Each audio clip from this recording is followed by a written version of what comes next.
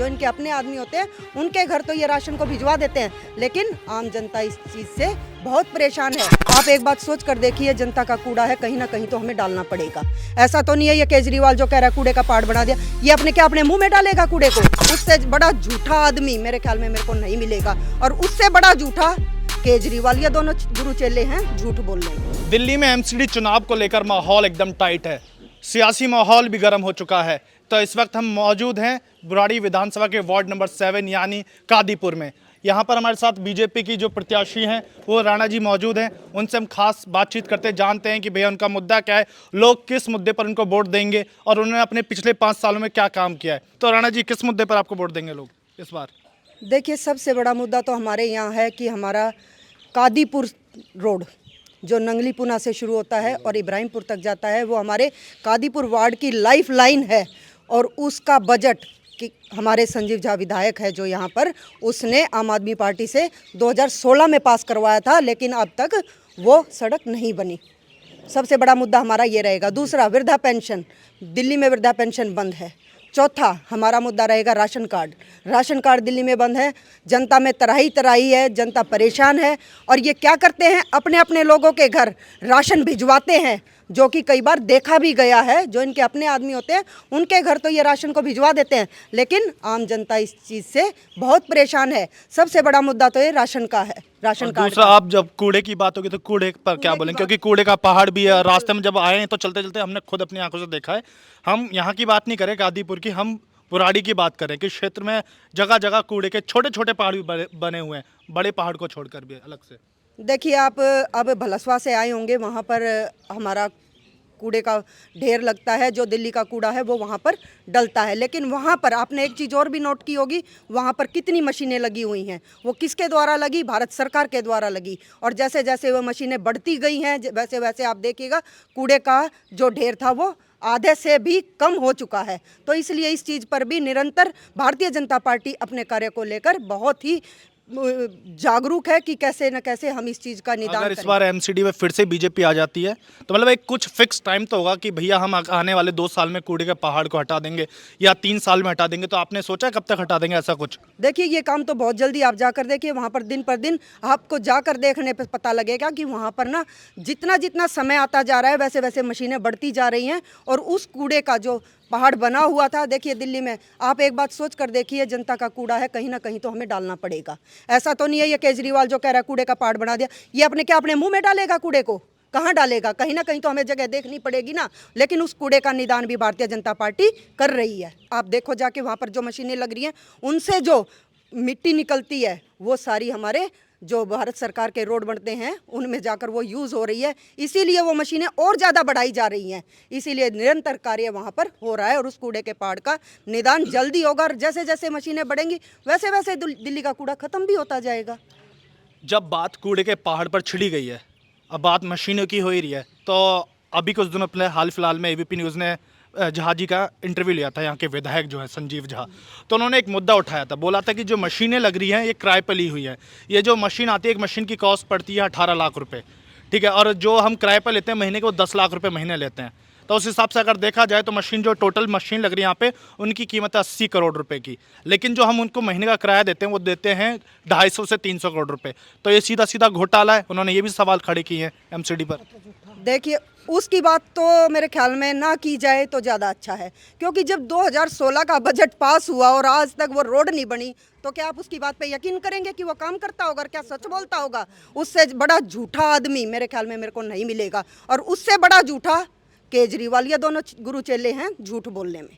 अगर हम बात करें एमसीडी के स्कूल की और बात करें केजरीवाल सरकार के स्कूल की, तो दोनों में अंतर क्या है? कौन सा आपको लगता है कि ज़्यादा बेहतर है?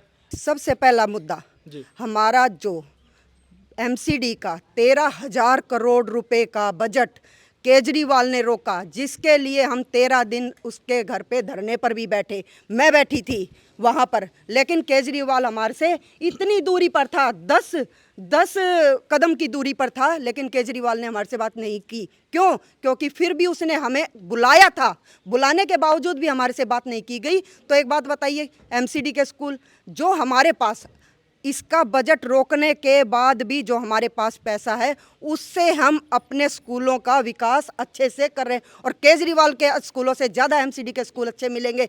दूसरी बात, आप एक बार जाकर देखिए, मैं आपको लेकर भी चलूँगी। आप यहाँ पर कादीपुर स्कूल में, दिल्ली सरकार का स्कूल है, उसमें चल कर देखिए, कोई नया स्कूल यहाँ पर बना है जी? इसने मुद्दे उठाए थे, मैं नया स्कूल बनाऊंगा, मैं नए कॉलेज खोलूंगा, मैं नए फ्लाईओवर बनाऊंगा। आज तक मुझे दिल्ली में आप ये बताओ कि कौन सा नया स्कूल खुला, कौन सा नया कॉलेज खुला?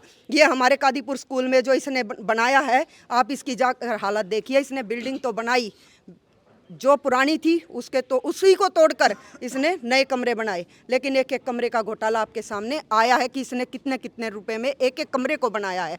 तो एमसीडी ऐसा नहीं करती, जो बिल्कुल बजट है, जेन्युइन बजट है, उसके अनुसार हम कार्य करते हैं। लेकिन ये तो अपना जो दिल्ली मॉडल है सर, गुजरात चुनाव में भी जाके भुना रहे हैं, बात कर रहे हैं हमारा दिल्ली मॉडल देखो, हमने दिल्ली के स्कूलों को चमका दिया है, वहाँ के जो अस्पताल हैं वो विदेश से लोग आके देख रहे हैं। यूएस की जो प्रेसिडेंट हैं उनकी वाइफ भी आई थी, वो भी दिल्ली के स्कूल में गई थी, तो उसका भी ये बहाना ले रहे हैं या उसका भी ये नाम ले रहे हैं, वहाँ जा जाकर प्रचार कर रहे हैं कि भैया पूरी दुनिया में हमारे स्कूल की तोती बोल रही है।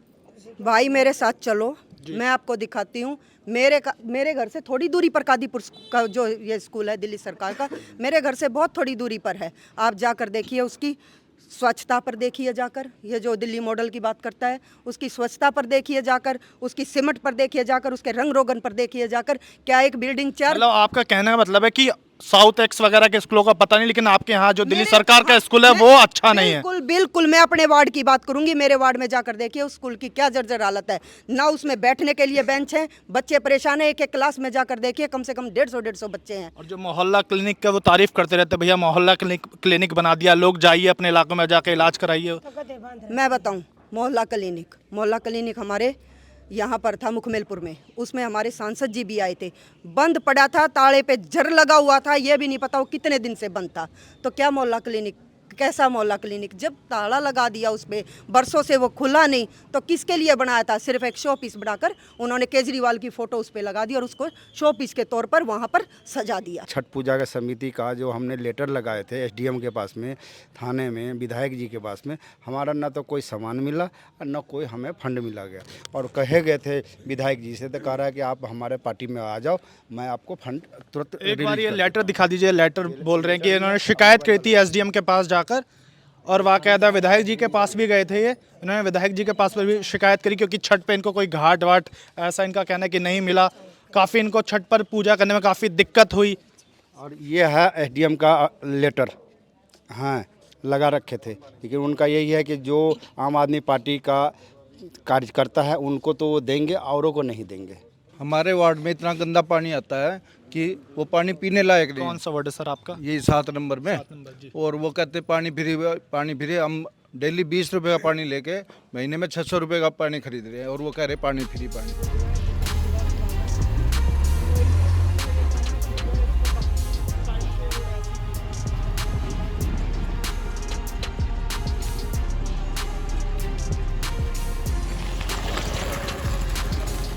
गाड़ी सब टूट गई, बच्चा के एक्सीडेंट यहाँ हो रहे।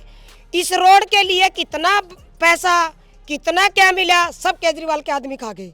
और जो ये सबसे ज्यादा घोटाला कर रहा है, अपने कार्यकर्ता को बुला के उनको पैसे दे रहा है, राशन दे रहा है, आम आदमी रोते फिर रहे हैं गली गली। तो मैं आखिर में सिर्फ आपसे एक सवाल पूछना चाहूँगा कि आप अगर जीत जाती हैं, फिर से पार्षद बन जाती हैं, तो कोई आपके काम जो रह गए हों अधूरे, तो वो कौन से काम है जिन्हें आप पूरा करना चाहेंगे और सबसे पहले करेंगी पूरा?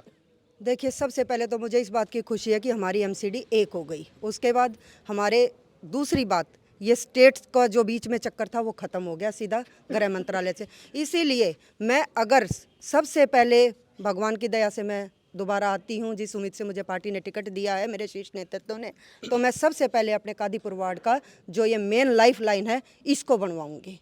और अपने वार्ड में कूड़े के लिए कॉम्पैक्टर होते हैं, उनका भी मैं इंतज़ाम करूंगी जगह जगह पर लगवाने के लिए। बाकी जो मेरे वार्ड की समस्याएं हैं, छोटी छोटी हैं, ज़्यादा बड़ी नहीं है इतनी।